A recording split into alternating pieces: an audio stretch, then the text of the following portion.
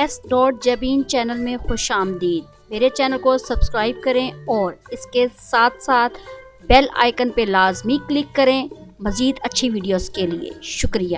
بسم اللہ الرحمن الرحیم۔ السلام علیکم، امید ہے آپ سب لوگ اچھے ہوں گے، ٹھیک ہوں گے، خیریت سے ہوں گے۔ ٹاپک کو سٹارٹ کرنے سے پہلے میں یہ بتاتی چلوں کہ پیچھے والا ٹاپک تھا ڈائریکٹ اینڈ انڈائریکٹ کا، اس سے پیچھے والا ٹاپک تھا ایکٹیو وائس اور پیسیو وائس کا۔ جو لوگ کہہ رہے ہیں ایکٹیو وائس اور پیسیو وائس کی بھی ویڈیو اپلوڈ کریں تو ان سے میں یہ گزارش کرتی چلوں کہ پلے لسٹ میں جایا کریں، وہاں پہ ترتیب wise active voice passive voice کی بھی ویڈیوز موجود ہیں، ڈائریکٹ اینڈ انڈائریکٹ کی بھی ویڈیوز موجود ہیں، گرامر کی بھی ویڈیوز موجود ہیں اور ٹینسز کی بھی۔ تو دوسرے نمبر پہ بات یہ آتی ہے کہ میں ان سبسکرائبرز کا بہت زیادہ شکریہ ادا کرتی ہوں جنہوں نے میری ویڈیوز کو لائک کیا، شیئر کیا اور بہت زبردست قسم کے انہوں نے کمنٹس دیے۔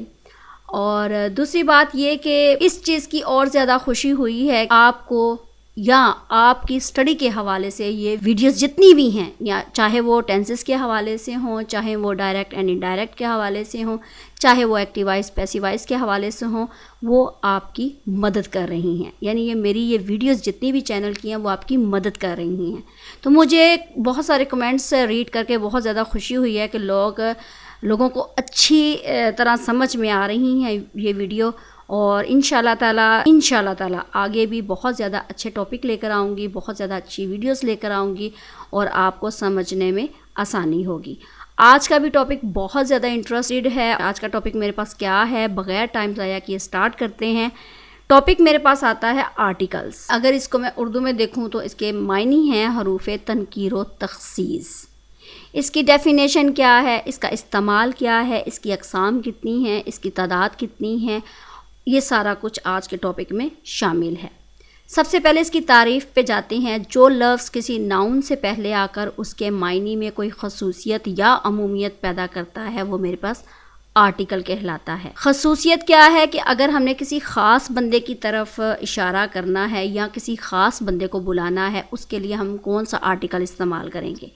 اگر بہت سارے گروپس میں کسی ایک بندے کو چننا ہے تو ہم اس کے لیے کون سا آرٹیکل استعمال کریں گے۔ یہ ہے خصوصیت یا عمومیت۔ عمومیت کا مطلب عام سے عام۔ آرٹیکل کا استعمال کیا ہے کہ آرٹیکل کا استعمال صرف اور صرف ناؤن کے ساتھ ہوتا ہے۔ پروناؤن لے لیں یا کوئی اور اس کے ساتھ نہیں ہوگا، آرٹیکلز کا استعمال صرف ناؤن کے ساتھ ہوتا ہے۔ گرامر کی روح سے میں نے ویڈیوز اپلوڈ کی ہیں، ناؤن کیا ہے، پروناؤن کیا ہے، ایڈجیکٹیوز کیا ہے، یہ سب کچھ میں پہلے بتا چکی ہوں۔ تو ناؤن کی ڈیفینیشن میرے پاس آتی ہے کہ کسی بھی شخص، جگہ یا چیز کے نام کو آپ ناؤن کہو گے، اسم کہو گے۔ اردو میں اس کا نام اسم ہے۔ تو یہ یاد رکھیے گا کہ آرٹیکلز کا استعمال صرف اور صرف ناؤن کے ساتھ ہوتا ہے۔ آرٹیکلز کی اقسام کتنی ہیں؟ 2 قسم کے آرٹیکلز ہیں۔ ڈیفینائٹ آرٹیکلز کون کون سے ہیں، انڈیفینائٹ آرٹیکلز کون کون سے ہیں۔ سب سے پہلے ان کی تعداد پہ جاتے ہیں کہ آرٹیکلز کی تعداد ہے کتنی۔ ہمارے پاس آرٹیکلز کی تعداد 3 ہے، اے، این اور دی۔ اے کس کیٹیگری میں آتا ہے؟ آیا ڈیفینائٹ آرٹیکل ہے یا انڈیفینائٹ آرٹیکل ہے؟ این کس کیٹیگری میں آئے گا؟ این آیا ڈیفینائٹ آرٹیکل میں آئے گا یا انڈیفینائٹ آرٹیکل میں آئے گا؟ دی کس کیٹیگری میں آئے گا؟ ڈیفینائٹ اور انڈیفینائٹ۔ اس کو دیکھتے ہیں۔ ڈیفینائٹ آرٹیکلز، ہمارے پاس ڈیفینائٹ آرٹیکل صرف ایک ہے اور وہ ہے دی۔ دی کس کس کے ساتھ لگے گا؟ خاص نام اور واحد یا جمع نام کے ساتھ لگے گا۔ یہ ہمیشہ یاد رکھیے گا کہ دی کا استعمال ہمیشہ کسی خاص نام کے ساتھ آئے گا، یا اگر وہ نام سنگل ہے تب آئے گا، اگر وہ گروپ وائز میں ہے، جمع کی شکل میں ہے تو تب دی کا استعمال کیا جائے گا۔ انڈیفینائٹ آرٹیکلز میں آتے ہیں اے اور این، عام نام اور واحد نام۔ یعنی عام نام کیا ہے؟ کوئی عام سی چیز ہے، کوئی عام سی جگہ ہے، اسم نکرہ کے زمرے میں یہ بات آ رہی ہے تو وہ ہمارے پاس اے اور این کا استعمال ہوگا۔ تو ڈیفینائٹ آرٹیکلز میں آتی ہے بات دی کی، آرٹیکلز نہیں، ڈیفینائٹ آرٹیکل صرف ایک ہے، دی۔ اور انڈیفینائٹ آرٹیکلز، اس پہ بات ہوگی اے اور این کی۔ سب سے پہلے اس پہ غور کرتے ہیں کہ اس کی ایکسپلینیشن کیا ہے۔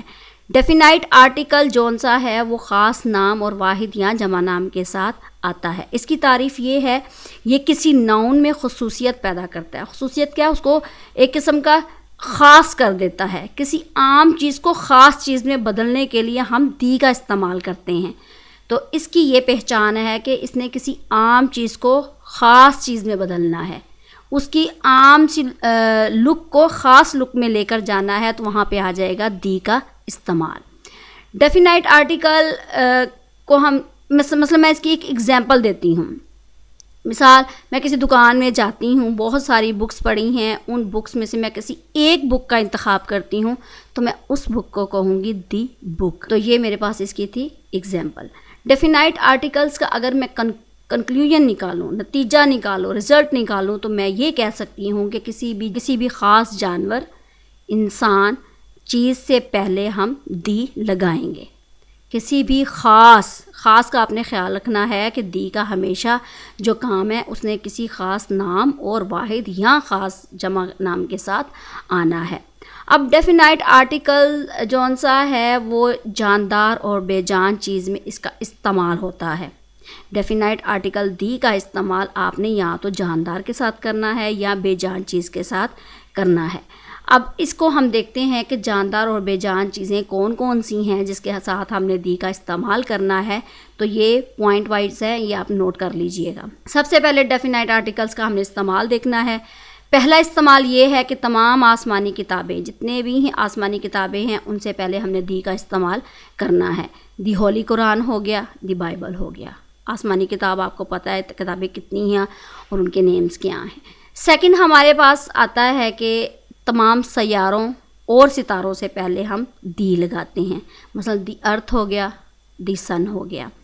تھرڈ نمبر پہ بات آتی ہے کہ تمام دریاؤں، ندی نالوں کے نام سے پہلے ہم دی لگائیں گے، دی اندس ہو گیا، دی راوی ہو گیا۔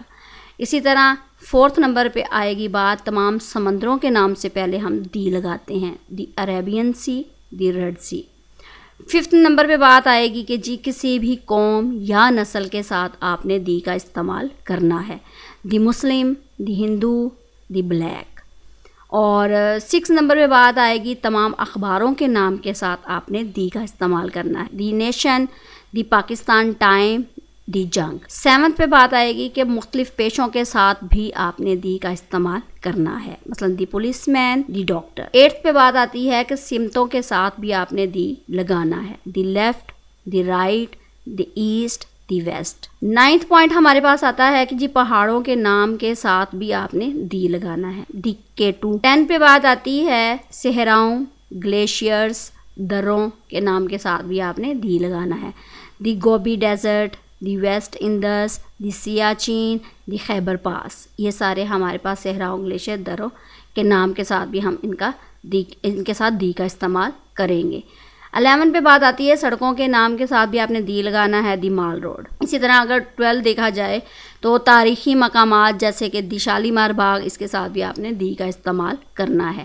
13 پہ بات آتی ہے کہ جی ریل گاڑی اور جہازوں کے نام کے ساتھ بھی آپ نے دی لگانا ہے، دی اکبر ایکسپریس، دی علامہ اقبال ایکسپریس۔ 13 پوائنٹ 14 پہ بات آتی ہے ان عہدوں کے ساتھ بھی آپ نے دی لگانا ہے جن کی تعداد ایک ہی ہو، مثلا کسی بھی ہیڈ آفس میں، کسی بھی بہت بڑے آفس میں یہاں تو ایک چیئرمین ہوتا ہے یا ایک پریزیڈنٹ ہوتا ہے، تو اس لیے ہم کہیں گے دی چیئرمین اور دی پریزیڈنٹ۔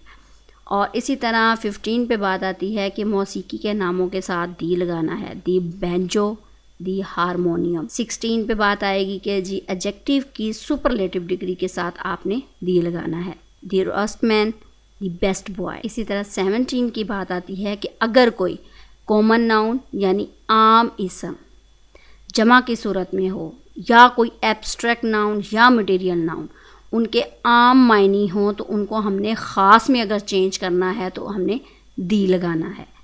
پوئٹ تو کوئی بھی ہو سکتا ہے، اس لیے اگر ہم نے اس کو کوئی خاص میننگ دینا ہے تو ہم کہیں گے the life of poet, the boys of 7th class. یہ تو تھے ڈیفینائٹ آرٹیکلس کے 17 پوائنٹس، یہ انشاء اللہ تعالیٰ آپ کو سمجھ میں آ جائیں گے، کوئی اتنے مشکل نہیں ہے، یہ بس آپ جیسے جیسے کوئی چیز پکڑتے ہو یا لیتے ہو تو دیکھا کریں کہ آیا اس کے ساتھ دی لگے گا، آیا یہ کامن ہے، اس کو کیسے پراپر میں چینج کرنا ہے، تو ہم نے ڈیفینائٹ آرٹیکلس کا استعمال کیسے کرنا ہے وہ ان پوائنٹ سے آپ کو بات سمجھ میں آ جائے گی۔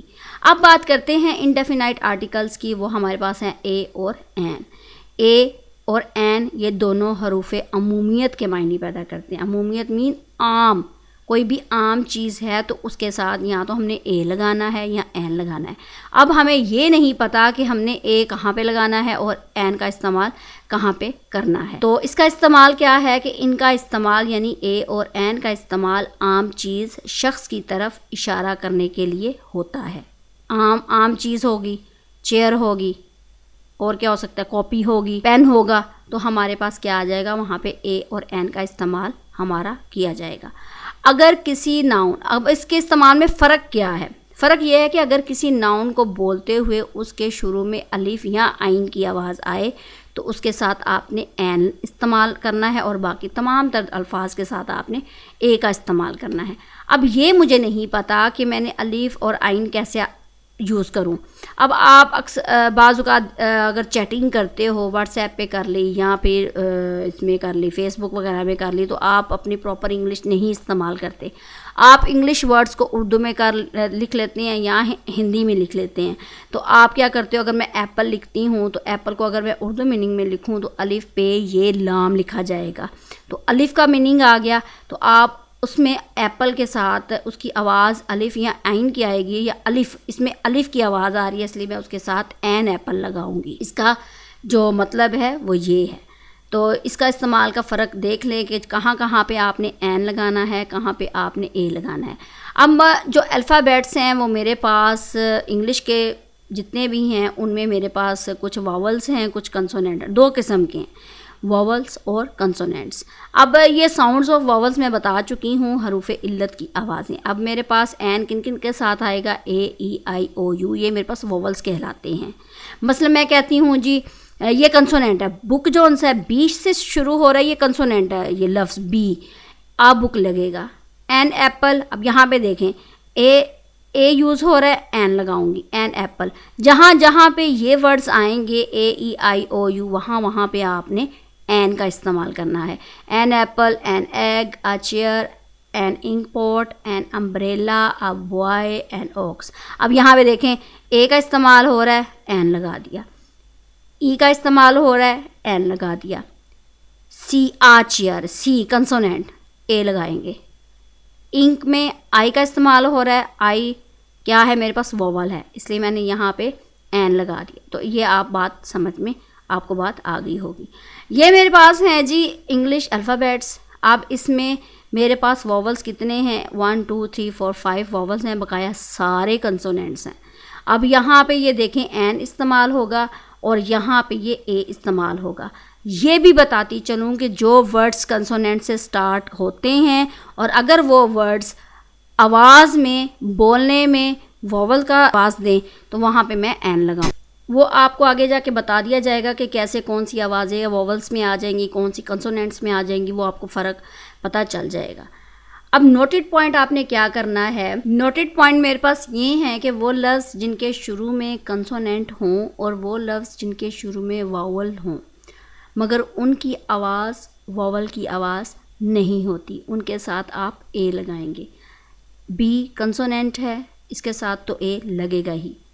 یورپین کے سٹارٹ میں ای ہے، ای واولس ہے، لیکن اس کی ساؤنڈ جون سی ہے کنسوننٹل وائی کی دے رہا ہے، اس لیے اس کے ساتھ اے لگائیں گے. آ یورپین، آ بوائے، آ یورپین. سیکنڈ نمبر پہ بات آتی ہے کہ وہ لفظ جن کے شروع میں واولس ہوں اور وہ واولس کی آواز بھی نکالیں، اور ایسے الفاظ جن کے شروع میں کنسوننٹس ہوں اور وہ کنسوننٹ کی آواز نہ نکالیں تو ایسے الفاظ کے ساتھ این لگائیں گے. اب یہاں پہ دیکھیں ای ہمارے پاس واول ہے، این ایگ بنے گا. ایلیفینٹ واول ہے، این ایلیفینٹ بنے گا. انک پاٹ میں آئی واول ہے، این انک پاٹ بنے گا.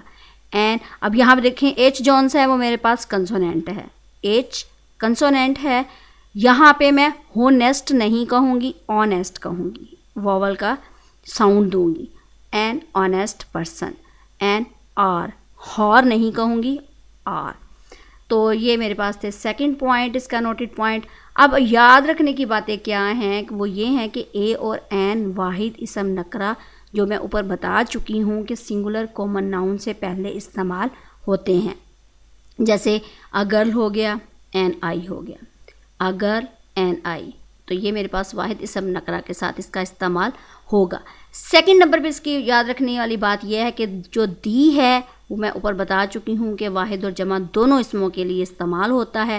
مثلا دی گرلز بھی کہہ سکتے ہیں، دی گرل بھی کہہ سکتے ہیں۔ اگر کسی خاص لڑکی کو دیکھنا ہے تو دی گرل، اگر کسی خاص لڑکیوں کے گروپ کو کرنا ہے دی گرلز گروپ، تو یہ اس کا استعمال اس طرح ہوگا۔ تھرڈ نمبر پہ پوائنٹ اس کا یہ آتا ہے کہ زبانوں کے نام سے پہلے کوئی آرٹیکل آپ نہیں لگائیں گے۔ اردو ہو گیا، میں اس کو دی اردو تو نہیں کہوں گی۔